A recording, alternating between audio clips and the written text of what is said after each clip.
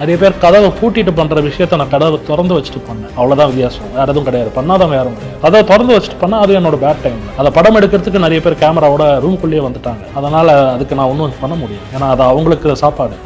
ஆனா அந்த டைம் அப்பா வாஸ் வித் யூ. அப்பா வாஸ் சப்போர்ட்டிவ் எதுவுமே சொல்லல. ஐயோ சப்போர்ட்டிவ். ரஜினி சாரே எனக்கு வந்து அவ்வளோ சப்போர்ட்டிவா இருந்திருக்காரு. ஒரு விஷயம் நான் புரிஞ்சுக்கிட்டேன். ஒருத்தன் வந்து ஃபீஸ் ட்ரிங்கிங் ஒன்லி 3 reasons. ஒன்று திமிரு, பணத்திமிரு.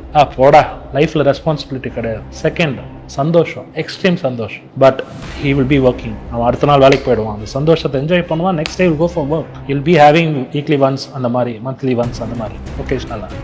மூணாவது சந்தர்ப்ப சூழ்நிலை, கோவம், துக்கம், ஃப்ரஸ்ட்ரேஷன், டிப்ரெஷன். இதுதான் அவன் நிறுத்துறது கஷ்டம். திமிரால அடிக்கிறவனும் சாப்பிட்றவனும் சரி, ஃப்ரஸ்ட்ரேஷனில் பிடிக்கிறவனும் சரி, அவன் நிறுத்துறது கொஞ்சம் கஷ்டம். அப்போ நான் வெளியே வந்து நிறுத்தினாதான் நிற்பான். நான் அதை தாண்டி தான். ஆனால் எனக்கு திமிர் இருந்தது இல்லை. என்னோட சந்தர்ப்ப சூழ்நிலைகள், என்னோட துக்கங்கள், என்னோட பிரச்சனைகள் என்னங்கிறது என் குடும்பத்துக்கு தெரியும், எனக்கு தெரியும், அந்த கடவுளுக்கு தெரியும், இல்லைங்களா? அதனால் வந்து நான் வந்து என் அப்பா அம்மாக்காகவும், என் தங்கச்சிக்காகவும், என் மகனுக்காகவும் நான் சில விஷயங்கள் விட்டு வெளியே வர வேண்டிய சூழ்நிலை வந்தாச்சு. I am going on my work. இனி என்ன யாரு இன்னொன்று, என்ன எல்லாருக்கும் பிடிக்கணுங்கிற அவசியம் இல்லை, எனக்கு தேவையில்லை. நான் நல்லவன்லாம் நான் சொல்ல மாட்டேன். எல்லாருக்குள்ளேயும் ஒரு நல்லவன் இருக்கான், ஒரு கெட்டவன் இருக்கான். ஆனால் என்ன எல்லாருக்கும் பிடிக்கணுங்கிற அவசியம் இல்லை. பிடிக்கிறவங்களுக்கு என்ன பிடிச்சா போதும், அவ்வளோதான். ஏன்னா எனக்கு நடிக்க தெரியாது, எனக்கு பிக் பாஸ்ல நடிக்க தெரியாது. அப்புறம் தானே நடித்தவன் தான் அங்கே ஜெயிச்சிருக்கான். ஸோ வந்து அவங்க என்ன கமெண்ட்ஸ் வேணாலும் பண்ணலாம், ஏன்னா அவங்களுக்கு வந்து அதில் ஒரு சந்தோஷம். நிறைய பேர் கதவை பூட்டிட்டு பண்ணுற விஷயத்த நான் கதவை திறந்து வச்சுட்டு பண்ணேன், அவ்வளோதான் வித்தியாசம். வேற எதுவும் கிடையாது, பண்ணாதவங்க யாரும் கிடையாது. கதவை திறந்து வச்சுட்டு பண்ணா அது என்னோட பேட் டைமில். அதை படம் எடுக்கிறதுக்கு நிறைய பேர் கேமராவோட ரூம்குள்ளேயே வந்துட்டாங்க. அதனால அதுக்கு நான் ஒன்றும் பண்ண முடியாது, ஏன்னா அது அவங்களுக்கு சாப்பாடு.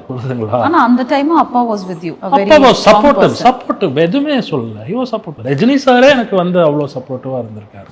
ஒரு விஷயம் நான் புரிஞ்சுக்கிட்டேன். ஒருத்தன் வந்து ஃபீஸ் ட்ரிங்கிங் ஒன்லி 3 reasons.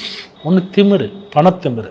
போடா, லைஃப்ல ரெஸ்பான்சிபிலிட்டி கிடையாது. செகண்ட் சந்தோஷம், எக்ஸ்ட்ரீம் சந்தோஷம். But he will be working. அவன் அடுத்த நாள் வேலைக்கு போயிடுவான், அந்த சந்தோஷத்தை என்ஜாய் பண்ணுவான். Next day will go for work. he'll be having weekly once அந்த மாதிரி, மந்த்லி ஒன்ஸ் அந்த மாதிரி, ஒகேஷ்னலாக.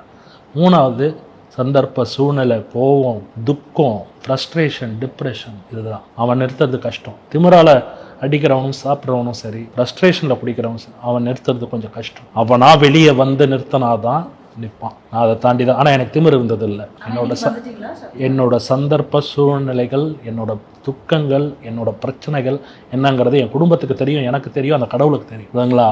அதனால் வந்து நான் வந்து என் அப்பா அம்மாக்காகவும், என் தங்கச்சிக்காகவும், என் மகனுக்காகவும் நான் சில விஷயங்கள் விட்டு வெளியே வர வேண்டிய சூழ்நிலை வந்தாச்சு. I am going on my work.